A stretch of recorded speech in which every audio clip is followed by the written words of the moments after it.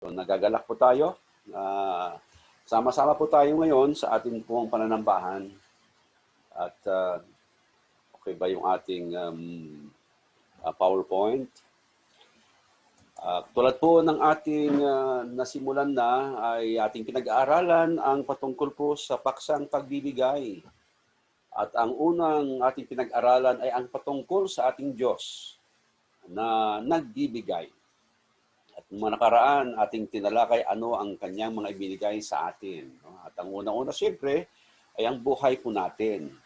At ang mga pamamaraan upang tayo ay mabuhay at upang tayo ay pagpalain sa mundo pong ito. Sa ating pong pagpapatuloy, atin naman pong pag-aaralan ngayon ang paraan ng pagbibigay ng mga tao ng Diyos mula po sa lumang tipan. Alamin po natin kung paano sila nagbigay, para saan ang kanilang mga ibinigay, at kung bakit sila nagbigay. At dadaragdagan po natin ito tuwing linggo, itong buwan po ng Setyembre. At sabi nga natin, mas exciting itong ating paksa kaysa sa pagiging bear. Sa bagay, sinasabi po nila, ang darating na season ay season of giving. Kaya inuumpisahan na po natin sa atin pong lesson.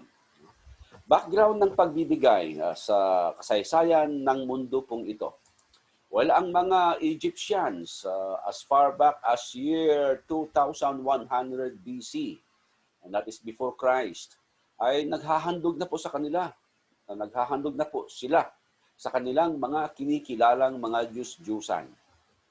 Meron silang kinikilalang idol god na si Marduk at sila ay nagsasacrifice para sa kanya.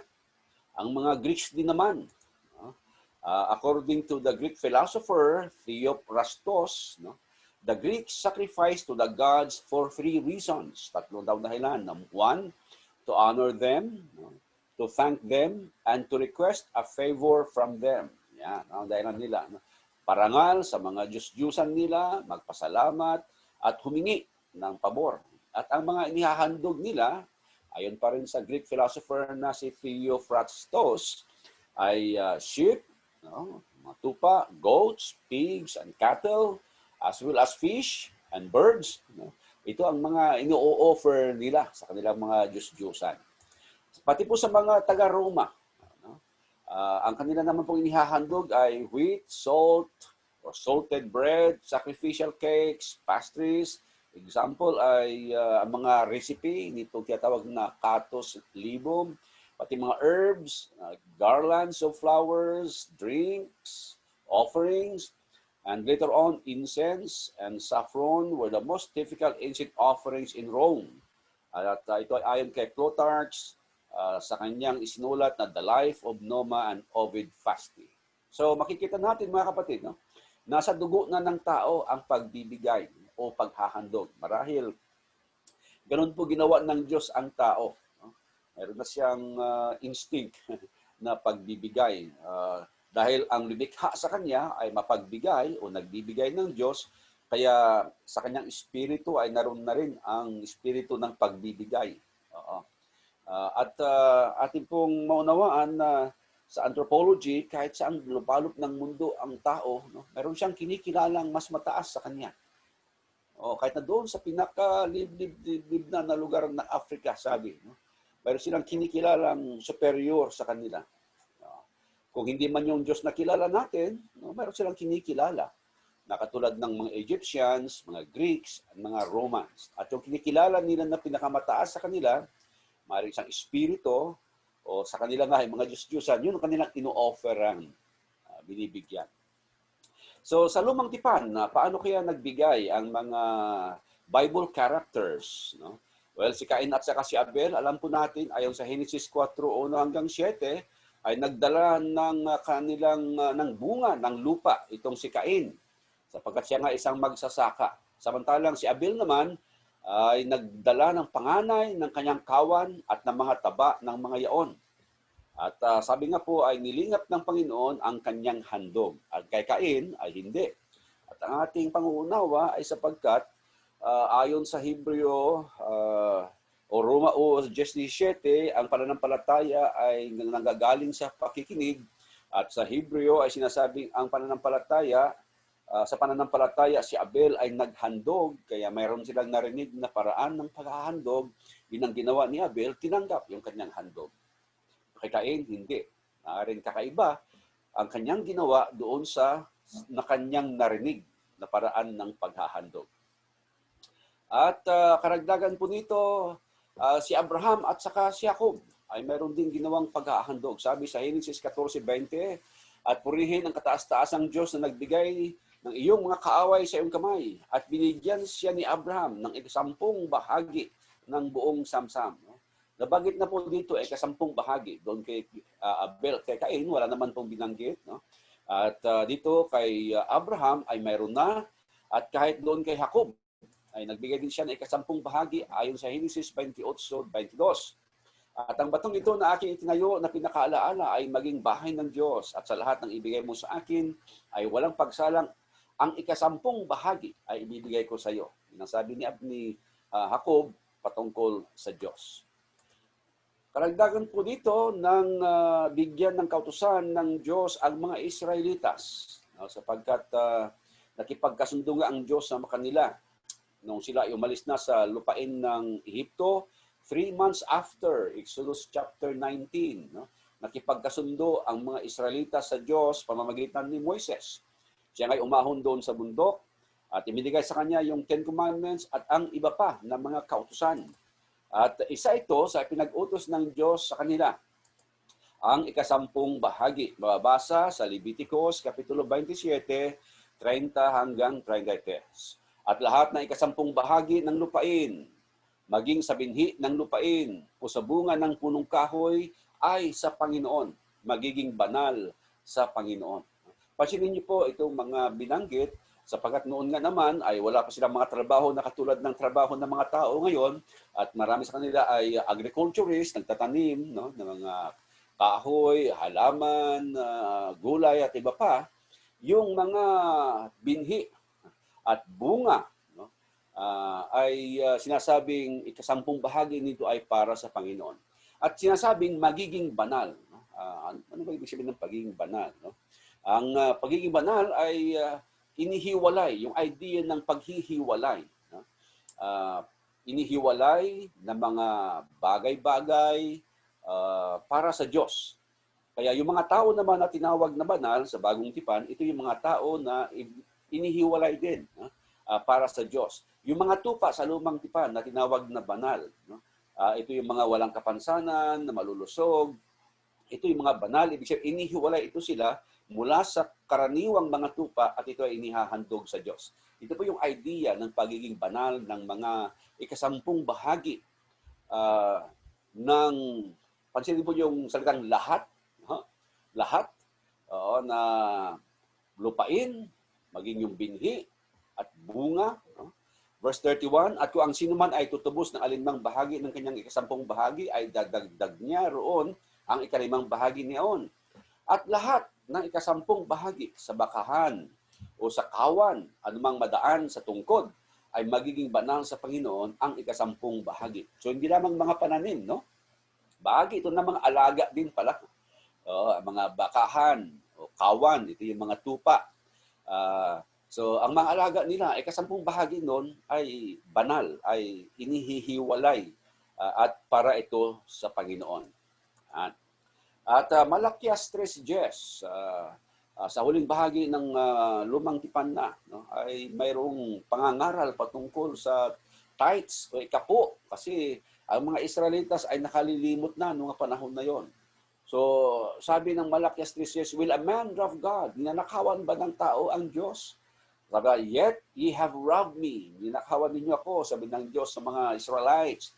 But ye say, wherein have we robbed thee? Paano ka namin ninanakawan? At ang sagot sa kanila, in tithes and offerings. Sapagkat hindi nila ibinigay ang nararapat sa Diyos ayon sa kautusan na tinanggap ni Moises para sa bayang Israel, ay ninanakawan nila ang Diyos. So bring ye all the tithes into the storehouse, that there may be meat in my house. Ito ang sabi ng Diyos sa kanila. Amos 4:4 hanggang 5. Come to Bethel and transgress the Gilgal and multiply transgression. Bring your sacrifices every morning. your tithes every 3 days. So mga pag-uutos sa mga Israelites, mga kapatid. No? May karagdagang pagbibigay ng ika-10% tuwing ika-3 taon. No?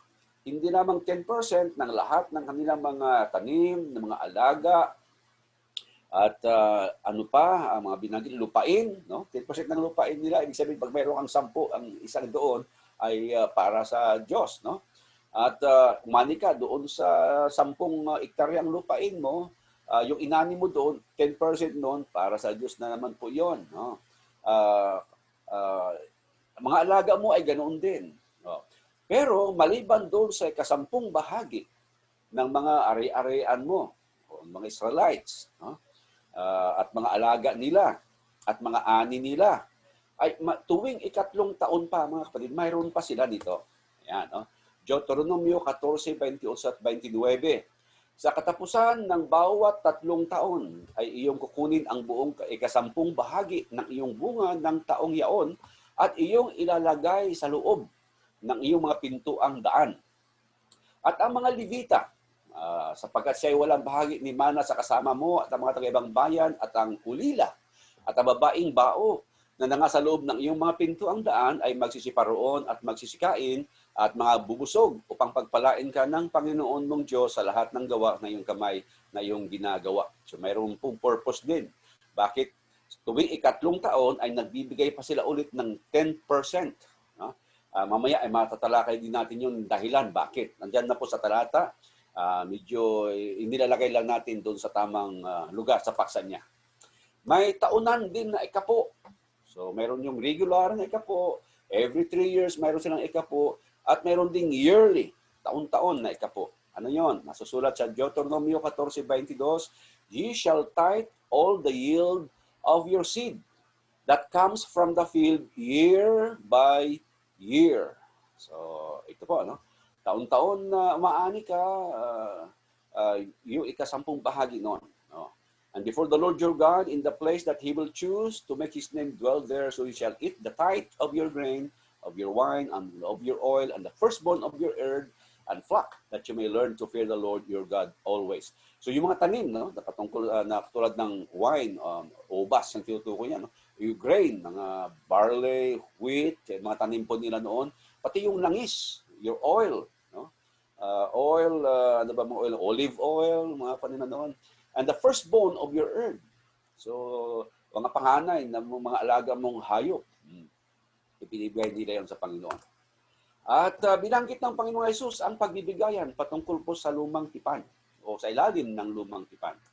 At siguro naman po naunawaan natin na ang Panginoong Hesus, ayon po sa Galatia 4:4, ay pinanganak siya sa ilalim ng kautusan. At siya po ay Hudyo, so kasama siya sa bayang Israel kung saan ay may pakikipagkasundo sa Diyos. Pamamagitan ni Moises doon sa bundok Sinai, 3 months after na umalis sila sa Ehipto. Kaya ito pong Panginoong Hesus, dahil pinanganak siya sa ilalim ng kautusan, na kinakailangan niyang sumunod sa kautusan. No? At habang siya po ay nagmiministeryo, ang kautusan po na sinusunod noon ay yun pa rin pong ibinigay sa lumang tipan, 10 Commandments, at saka yung iba pa, mga alituntunin, katulad po ng 10% o ika-10 bahagi. Kaya binanggit niya sa kanyang pangangaral, Matthew 23:23, noong makita niya ang mga eskriba at mga farisyo. Sabi niya, sa aba ninyo, mga eskriba at mga farisyo, mga mapagpaimbabaw, sapagkat nagbibigay kayo sa ikapo ng yerba buena at ng anis at ng kumino, at inyong pinagbabayaang di ginagawa ang lalong mahalagang bagay ng kautusan. Natilibat ang katarungan, ang pagkakahabag at ang pananampalataya. Dapat sana sa inyong gawin ang mga ito at huwag pabayaan di gawing yaong iba. Kayong mga taga-akay na bulag na inyong sinasala ang lamok at nilulunok ninyo ang kamilyo. Now, maunawaan po natin mga kapatid, hindi masama yung pagbibigay ng ikapo. No? Hindi yun ang kinukontra ng Panginoon dito sa mga eskriba at mga farisyo. Sa halip, ang kinukontra niya ay yung pagiging mapagpaimbabaw nitong mga eskriba at mga farisyo. Nararapat na sila magbigay ng ikapo. Kaya lang, ang kanilang emphasis ay yung mga maliliit na bagay. No? Totoo naman yan. Kailangan nila magbigay ng ikapo ng mga yerba buena at mga anis at mga kumiko maliliit. Ito na mga binhi, mga buto-buto. Tama po sana yun. Kailangan meron silang nakakaligtaan ang mga mas malalaki pa. Pero ang point po dito ay kinikilala ng Panginoong Hesus yung ikapo na ibinigay ng Diyos sa mga Israelitas at ito pinasunod mula doon nga sa bundok Sinai hanggang sa pagbabago ng tipan, sa cross ng Panginoong Hesus. Kasi doon natatapos ang kautusan o ang lumang tipan at nagkabisa ang bagong tipan pagkatapos ng Panginoong Hesus ay namatay. Kaya habang buhay pa ang Panginoong Hesus, totoo ito. No? Mayroong ikapo na pagbibigay ang mga Israelites, ang mga Hudyo. Kailangan mga itong mga eskriba at mga Fariseo mapagpaimbabaw. No? Dapat sana mas mahalaga, sabi niya, o dapat ang pahalagahan nila ay ang katarungan, ang pagkahabag, ang pananampalataya, pero hindi nila pinapansin yun. Kaya kayo yung mga taga-akay ng bulag, sabi ng Panginoon sa kanila. At maalaala ko, no, Lucas Kapitulo 18, nasa templo, ang pagsasalaysay ng Panginoong Hesus, pumasok doon ng isang Fariseo at isang maniningil ng buwes. O, sabi ng Fariseo, salamat, papasalamat ako. Sabi niya, no? Hindi ako katulad ng tao na yon, maniningil ng buwes. Ako'y nagbibigay ng ikapo, sabi niya. No? Pero tandaan natin, ang panahon na tinutukoy ay panahon din ng lumang tipan. No? Kasi hindi pa nagkakabisa ang bagong tipan na nangangailangan ng kamatayan ng Panginoong Hesus para magkabisa yon. Kaya yung Lucas 18 at Matthew 23, bagamat nasa bagong tipan na bahagi ng ating Biblia, pero yung panahon na tinutukoy niya ay ang panahon pa rin ng lumang tipan. Okay? So, dahilan ng pagbibigay ng ikapo sa lumang tipan. Nabasa na po natin ang ibang mga talata, pero atin pong uulitin sapagkat sumusagot po sila sa katanungang bakit o dahilan. Ang ikapo ay pinag-utos, hindi ito voluntaryo, ano? Kailangan, parang gano'n, no? Hindi voluntaryo ang pagbibigay sapagkat mayroong utos, Leviticus 27. Lahat na ikasampung bahagi ng lupain, maging sa binhi ng lupain o sa bunga ng punong kahoy, at ay sa Panginoon, magiging banal sa Panginoon. Lahat na ikasampung bahagi sa bakahan o sa kawan, anumang badaan sa tungkod ay magiging banal sa Panginoon. So, yun ang emphasis sa mga talata. At sa verse 34, maliwanag ko, ito ang mga utos na iniutos ng Panginoon kay Moises sa bundok ng Sinai, hinggil sa mga anak ni Israel. So, maunawa, hindi actually yung 10 Commandments lang ang binigay ng Diyos doon sa bundok ng Israel. Lahat na ng mga mababasa natin na alituntunin at kautusan na nasa lumang tipan, mga batas nila, tuntunin nila tungkol sa pamayanan, tungkol sa pamilya, tungkol sa pagkain, at iba pang mga bagay tungkol sa pagbibigay o paghahandog na tulad ng 10% ay ibinigay ng Diyos, utos ito ng Diyos. Kaya ang mga Israelitas, tawag natin obligado. Kinakailangan nilang sundin yun sapagkat utos yun at kasama yon sa kanilang pakikipagkasundo sa Diyos. Maliban sa ito ay kasunduan na sila ay magbibigay at utos na ng Diyos na sila ay magbibigay. No? Mababasa din natin sa mga talata, mga kapatid, na pangsuporta sa mga Levita pala. No? Ang mga ikapo na ibinigay po nila, o mababasa natin sa Numbers o mga bilang 18:20 hanggang 21. At sa mga anak ni Levi ay narito, aking ibinibigay ang lahat ng ikasampung bahagi sa Israel na pinakamana, na ganti sa kanilang paglilingkod, na kanilang pinaglilingkod sa makatibagay sa paglilingkod sa tabernakulo ng kapisanan. Maalala po ninyo, ang mga Levita, no? Galing sila sa lahi ni Levi, isa sa 12 mga anak ni Jacob. No? Subalit nung sila pumunta doon sa lupain ng Kanaan, hinaghati-hati po nila yung lupain ng Kanaan, at mga Levita ay wala pong nasasakupan na specific na lugar doon. I mean, wala silang hati o share. No? Pag tinignan niyo po yung 12 tribes of Israel, di ba mayroon niya hinati-hati nila doon, no? Makikita niyo doon, wala ang pangalan ni Levi. Sa halip, nandoon yung dalawang anak ni Jose. Pangalan ni Jose, wala rin doon. Yung dalawang anak niya ang mayroon, si Isakar at saka si Manasa, mga anak niya ni Jose. No? Sila ang mayroong bahagi sa 12 tribes na tinatawag. Ang dahilan si Levi ay wala kasi sila ay kalat. Sila kasi ang mga naglilingkod sa tabernakulo ng kapisanan, sabi. No? Sila yung mga, di ba, mga pinanggalingan ng mga pari o lahi ng mga pari. At ang mga pari ay may tungkulin na ilapit o mamamagitan sa mga tao at sa Diyos. Kaya kinakailangan nila ang presence nila sa iba't ibang mga bahagi ng lupain ng Kanaan, no? Sa iba't ibang mga tribo ng mga anak ni Jacob. O kalat sila. Yan, no? At para masuportahan nila ang kanilang sarili, kasi wala man silang sariling lupain, no? Ito, mga tithes, mga ikapo ay ang ibinibigay sa kanila ng Panginoon. Yung mga nanggagaling sa kanilang mga kapwa Israelitas.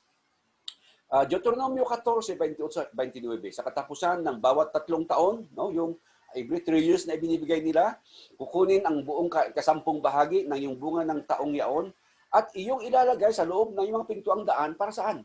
At ang Levita, sapagkat siya'y walang bahagi ni mana na kasama mo, ay sila yung tatanggap ng ikapo.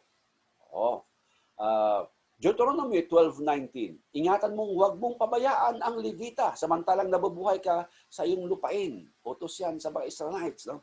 Ikalawang Kronikas 31:4-5. Bukod dito, inutusan niya ang bayan na tumatahan sa Jerusalem na ibigay ang pagkain ng mga saserdote at ng mga Levita upang magsitalaga sa kautusan ng Panginoon. Nadagdag yung salitang saserdote, no? Sa ating lingwahe, mga pari yon. So ito mga pari na naghahandog nga para sa mga tao. Sapagkat sa lumang tipan, hindi pwedeng dumirekta ang lahat ng mga Israelites patungo sa Diyos. Lahat sila dumadaan sa mga pari o saserdote. Yan. At ang mga naglilingkod sa tabernakulo, yun mga lahi ni Levi, mga Levita yon sila. No? Tanging lahi lamang ni Levi ang mayroong karapatan na maghandog. Kasalanan ni Saul yun nung siya naghandog no? Hindi siya pare, hindi siya wala siya sa lahi ni Levi. Kaya kasalanan ni Saul yun tanging na mga tribo ni Levi lamang, no? Yan ang nasa batas. Kaya nga imposible na ngayon alamin ng mga Hudyo kaninong lahi sila. Hindi na po nila matrace. Kaya imposible na po na babalik yung sistema ng lumang tipan, no? Katulad ng paniniwala nila na sa Jerusalem daw magtatatag ng kaharian ng Panginoong Hesus at ibabalik nila yung dati na katulad ng sa Kanaan noon o sa Jerusalem o Israel noon. Ang mga Levita ang naglilingkod lamang. No? Pero wala na makapagsabi ngayon na Hudyo kaninong lahi siya galing. Kasi nga sa lumang tipan, mga Levita lamang. Sila yung mga sinusuportahan nung ikapo na ibinibigay ng bayang Israel. Karagdagan, no? Nehemias 12:44. Ganoon din, the portions required by the law for the priest and for the Levites, according to the fields of the towns. For Judah rejoiced over the priest and the Levites who ministered.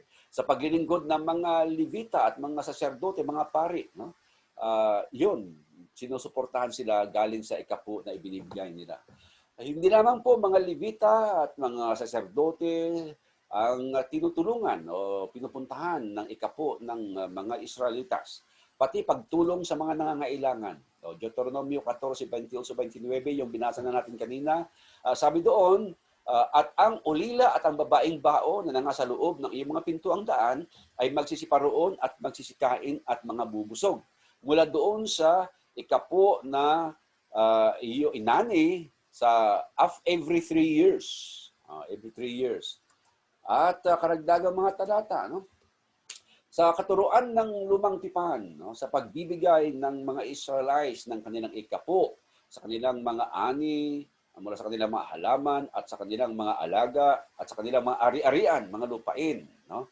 At ang pagbibigay nila sa mga Levita, sa mga saserdote, at sa mga ulila, at sa mga babaeng balo, ay sinasabing mayroong pagpapala. Deuteronomy 15:10, ito yung mga principles ng pagbibigay sa lumang tipan. At to encourage marahil ang mga Israelitas, ito mga sinabi, give generously to him and do so without a grudging heart.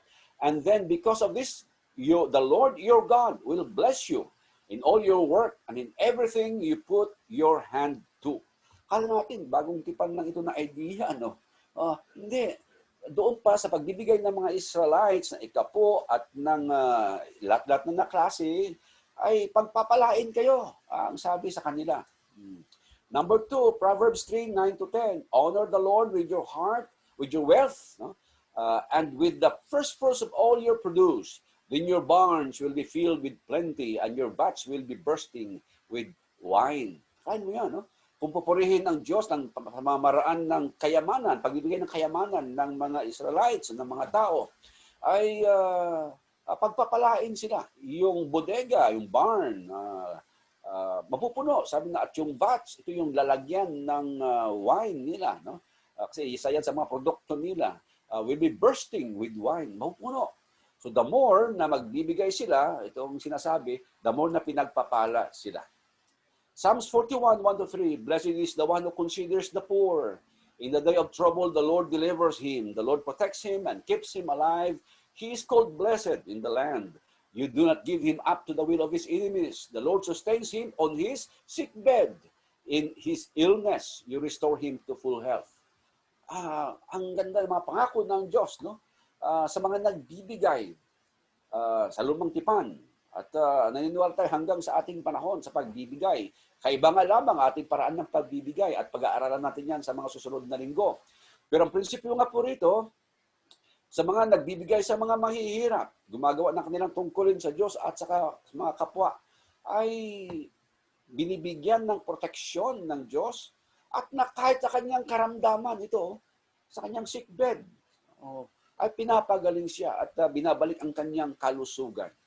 Kawikaan 11:24-25, there is one who scatters and yet increase all the more, and there is one who withholds what is justly due, yung what wini-withhold no, and yet it results only in one. Pangaral na habang pinipigil nila ang pagbibigay sa Diyos at sa mga mahihirap, no, lalo namang walang nangyayari sa kanilang buhay. No. The generous man will be prosperous, and he who waters will himself be watered. Ay mga principle na yun, mga kapatid. No? Ang mapagbigay na tao, lalong gumaganda ang buhay, lalong lumalago ang buhay, lalo sa pinagpapala. At yung nagdidilig, sabi yo, one who waters will water himself. Yung nagbibigay sa isang picture ng halaman, dinidiligan mo para mabuhay yung halaman, parang dinidiligan mo ang sarili mo para mabuhay ka. Yun po ang idea. O Malakias 3:6, bring the full tithe into the storehouse, that there may be food in my house, and thereby put me to the test, says the Lord of hosts, if I will not open the windows of heaven for you and pour down for you a blessing until there is no more need. Subukan niyo ako, sabi ng Panginoon.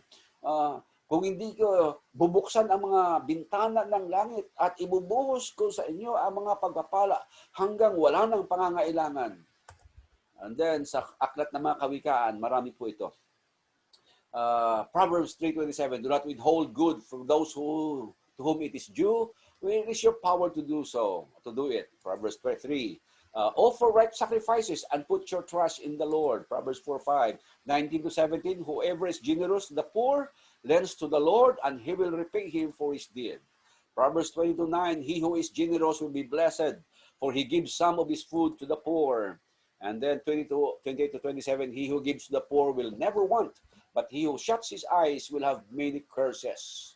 Mga principles na naging basihan, no, ng pagbibigay ng mga tao ng Diyos sa lumang tipan, mga kapatid.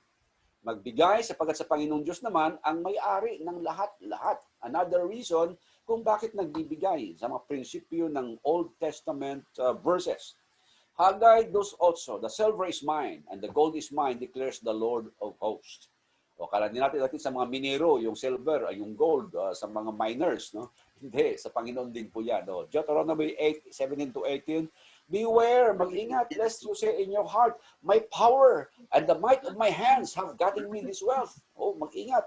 Baka sabihin mong, ang kayamanang ito ay dahil sa aking sariling kakayahan, sariling kamay, no? Lakas ng aking kamay. You shall remember the Lord your God, for it is He who gives you power to get wealth. Saan galing yung lakas mo? No? Saan galing yung talino mo? Huwag sabihin sa iyo lamang galing yan. Yung kakayahan mo. Hindi, ang sinasabi ng talata ay galing lahat sa Panginoon. Ano kaya kung wala kang paggising mo ng umaga, wala kang lakas, gagawa mo ba yun? O wala ka ng sariling pag-iisip? No? Wala. No? Kaya pag binaway ng Panginoon yan, wala rin yan. Sabi po that He may confirm His covenant that He swore to your fathers as it is in this day. Genesis 14:19-20, and he blessed him and said, Blessed be Abraham by God Most High, possessor of heaven and earth, and blessed be God Most High. So siyang may-ari ng lahat. Mga principle, mga kapatid, na napakalaga na ating maunawaan mula pa sa lumang tipan kung tungkol sa pagbibigay ang ating pag-uusapan. Now, ayon kay Pablo, Romans 15 verse 4, sapagkat anumang mga bagay na isinulat ng una ay nangasulat dahil sa ikatututo natin, upang sa pamamagitan ng pagtitiis at pag-aaliw ng mga kasulatan ay magkaroon tayo ng pag-asa. O nga po, wala tayo sa lumang tipan, nasa bagong tipan na po tayo. Panahong Kristiyano na tayo at hindi sa panahong Hudyo o panahon ng mga Israelitas. Subalit ang mga principle ay napakalaga na maunawaan natin ang pagbibigay nila doon sa lumang tipan at kung bakit sila nagbibigay, sa anong dahilan, at nang ito ay maging aral para po sa atin. So ganyan pala ang pagbigay sa lumang tipan, mga kapatid ko. Mayroong pag-uutos ng Diyos, kinailangan nilang sundin yon. Ika po ang iniutos sa lahat ng mga tinatangkilik nila. Medyo mahirap ba yun? Pag-aaralan natin sa susunod kung para ba sa atin yon o hindi. At ang mga nagbibigay, maunawa natin, pinagpapala ayon sa mga talata na atin pong binasa. No? Ang pagbibigay ay pagkilala na ang Panginoon Diyos ay ang may-ari at pinanggagalingan ng lahat. So yan po ang ating aralin ngayon pong umagang ito, mga kapatid. Leksyon ng pagbibigay ng mga tao ng Diyos sa kasaysayan ng Biblia. So magandang araw sa lahat at pagpalain nawa tayo ng Panginoon.